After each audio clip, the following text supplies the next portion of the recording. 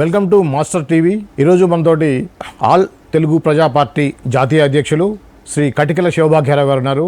ప్రస్తుత రాజకీయాలు, అలానే రాజకీయాలు ప్రభుత్వ పథకాలకి వారి సొంత పేర్లు పెట్టడం అనే విషయం మీద మాట్లాడడానికి ఈరోజు మన ముందుకు వచ్చారు. నమస్కారం సార్. సార్, ఇప్పుడు ప్రజాధనంతో ప్రభుత్వాలు నడుస్తాయి. ప్రభుత్వం చేసే పథకాలకి నాయకులు వాళ్ళ పేర్లు, వాళ్ళ తల్లిదండ్రుల పేర్లు పెట్టుకోవడం వెనకాల మీ యొక్క కామెంట్ ఏంటి సార్? చాలా మంచి ప్రశ్న అండి. సంవత్సరాల తరబడి ఈ రాష్ట్రంలో ప్రభుత్వాలు ఏర్పడిన తర్వాత వారి తల్లిదండ్రుల పేర్లు, వారి పేర్ల మీద అన్ని పథకాలు వస్తున్నాయి. గవర్నమెంట్ డబ్బు ప్రజలు కట్టిన పన్నుల నుంచి ఆ పన్నులనే స్కీముల్లో వాడుతూ ఉంటారు, స్కీములకి యూజ్ చేస్తూ ఉంటారు. అలాంటి పథకాలకి చంద్రన్న పథకం అని, జగనన్న పథకం అని పెట్టడం అనేది ఎంతవరకు సబబు అంటే అది కరెక్ట్ కాదనే చెప్పాలి.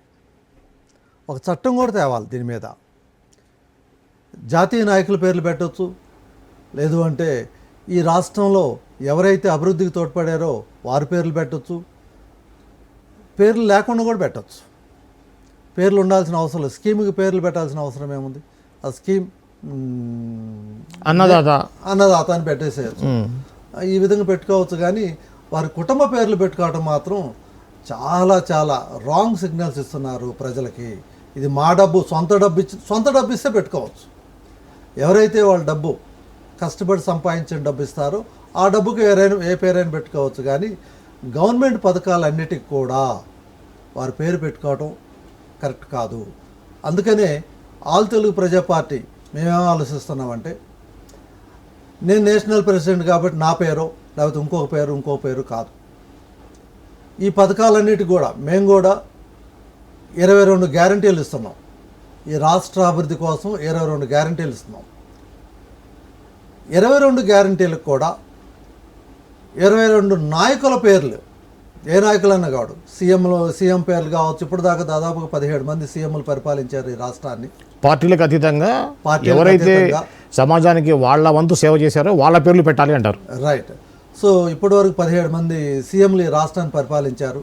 వారి పేర్లు కావచ్చు, పద్మభూషణలు, పద్మవిభూషణలు, లేకపోతే పద్మశ్రీలు, వాళ్ళ పేర్లు కావచ్చు, దేశీయ నాయకుల పేర్లు కావచ్చు.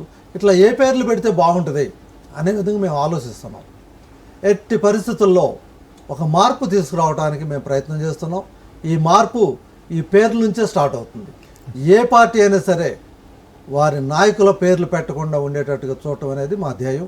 ఈ మార్పు వచ్చిన రోజున తప్పనిసరిగా కనీసం దేశ నాయకుల పేర్లన్నా గుర్తుంచుకుంటారు. పద్మశ్రీ ఎవరికి వచ్చింది, లేకపోతే ఈ రాష్ట్రాన్ని పరిపాలించింది ఎవరనేది వాళ్ళ పేర్లన్నా ప్రజలకు తెలియాలి, ప్రతి ఒక్క స్టూడెంట్కి కూడా తెలియాలని మేము ఆశిస్తున్నాం.